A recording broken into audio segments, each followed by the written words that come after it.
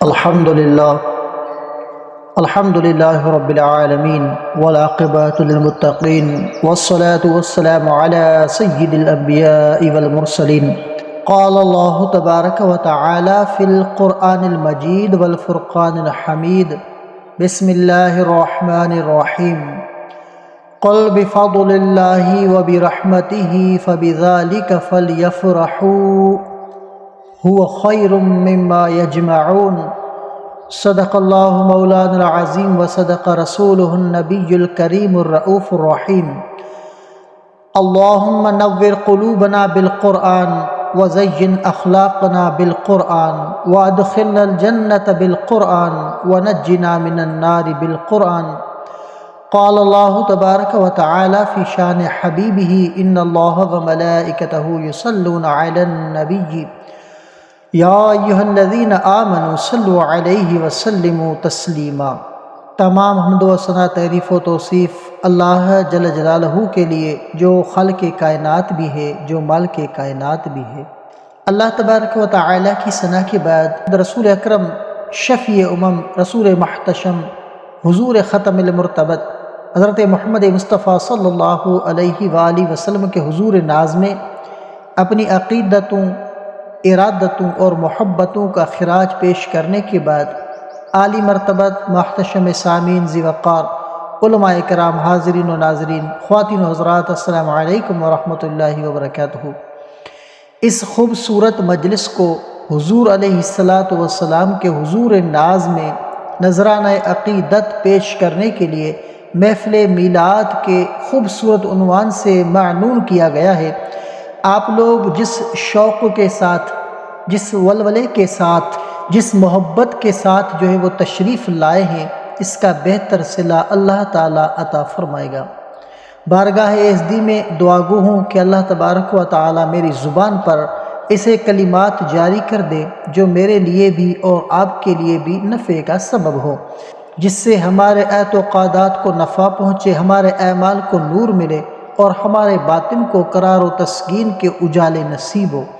حضور صلی اللہ علیہ وآلہ وسلم کا ذکر کرنے کے لیے ہم جمع ہوئے ہیں، اور یقیناً ہمارا اس مقصد کے لیے جمع ہونا اللہ اور اس کے رسول کی بارگاہ میں امید ہے کہ قبول ہوگا، کیونکہ ایسی مجالس، ایسی محافل، ایسے خوبصورت جو ہے وہ مجالس نور بارگاہ اعزدی میں جو ہے وہ مستجاب ہوتے ہیں.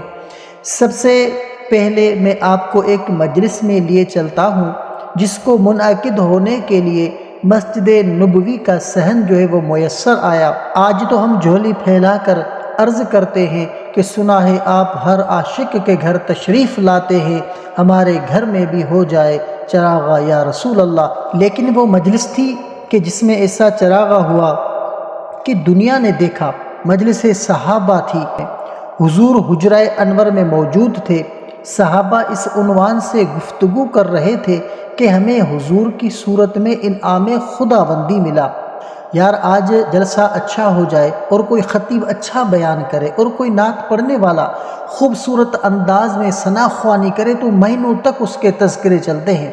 یار ہمیں اچھا خطیب مل گیا، ہمارے جلسے کی کیسے رونق لگی، ہمیں اچھا نعت خوان مل گیا کہ کیسا رنگ بنا. پھر وہ کیوں فخر نہ کرتے ہوں گے جنہیں حضور علیہ السلام ملے؟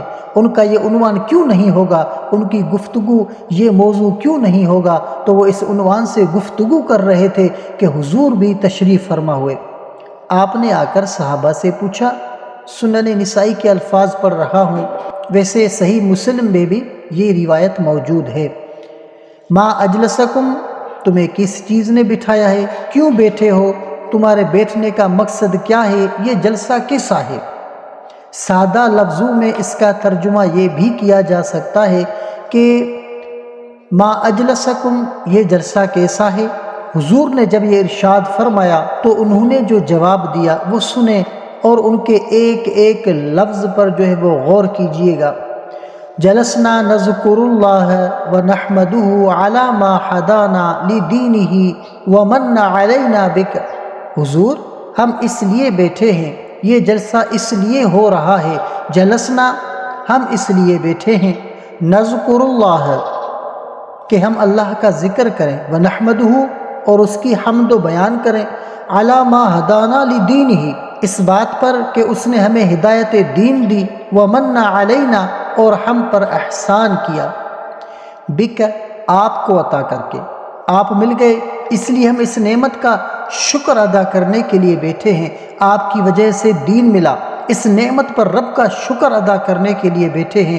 اگر حضرت حسان بن ثابت رضی اللہ تعالی عنہ کی الگ سے بولی سننا چاہو تو ان کے لفظوں کی ترتیب جو ہے وہ یہ ہے کہ من علینا ربنا اذ بعث فینا محمدا، ہمارے رب نے ہمارے اوپر احسان کیا کہ ہمیں محمد عربی صلی اللہ علیہ وآلہ وسلم عطا کر دیے۔ جلسنا نذکر اللہ ونحمدہ علی ما ہدانا لدینہ ومن علینا بک، آپ کی صورت میں ہمارے اوپر جو انعام ہوا اور جو ہدایت دین ملی اس پر رب کا شکریہ ادا کرنے کے لیے۔